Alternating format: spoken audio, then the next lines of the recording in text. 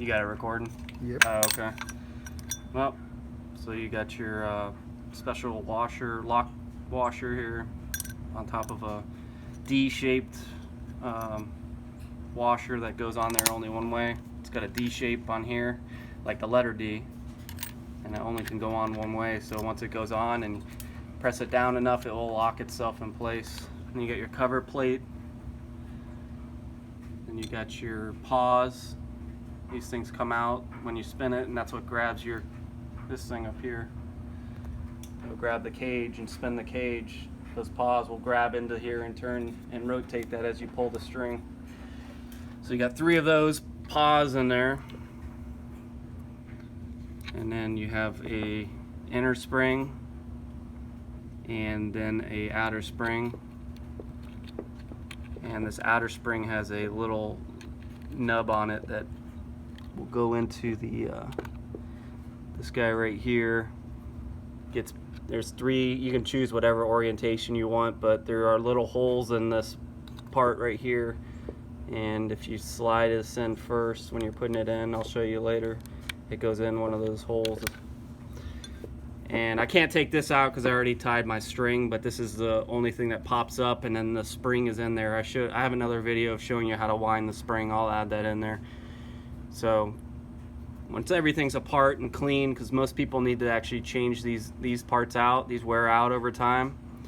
So this is part of kind of refurbishing your Pullstart, or your string might break, so you need to go into this and take it apart. So once you get your coil set in there and you tie your string back together so that's tight, you should have function on it. So when you pull it, it should retract itself under the spring's pressure or recoil. So next step would be to put your inner spring back in the middle. That's going to hold the plate off of this, the paws. Put your, I think I'm using the right word, these paws, put 3 of them back in there.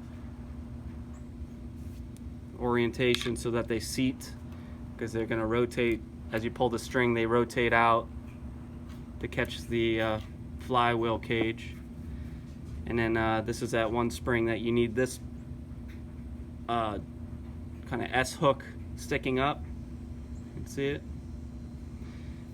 So you're going to put put your spring back in, find one of the holes and push it in, and let this seat itself in there. And then you're going to want this to stick up, because you need to catch it with the cover. You need to catch it, and you're going to want to have all of your paws sticking out.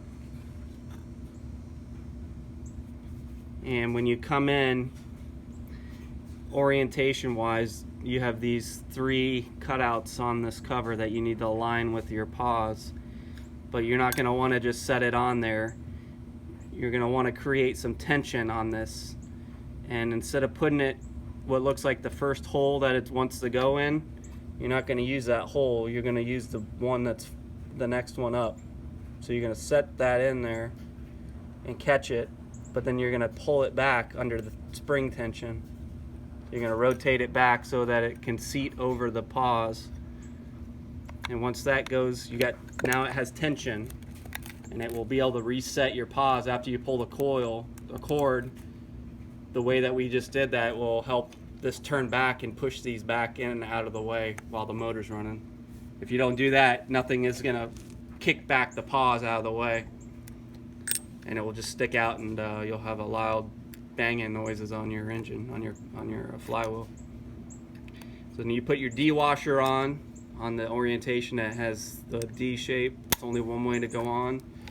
Push this down as hard as you can. I like to rotate the washer a little bit so that it orients itself differently if it can. And then you got your special clip, once everything's pushed down, that you can just pop on again. Just use it.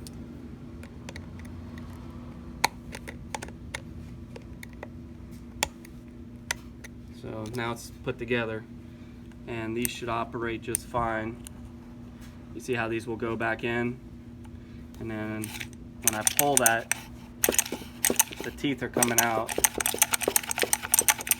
They're coming out. They're coming out so fast, but they get popped back in. And that's what's going to catch the flywheel cage.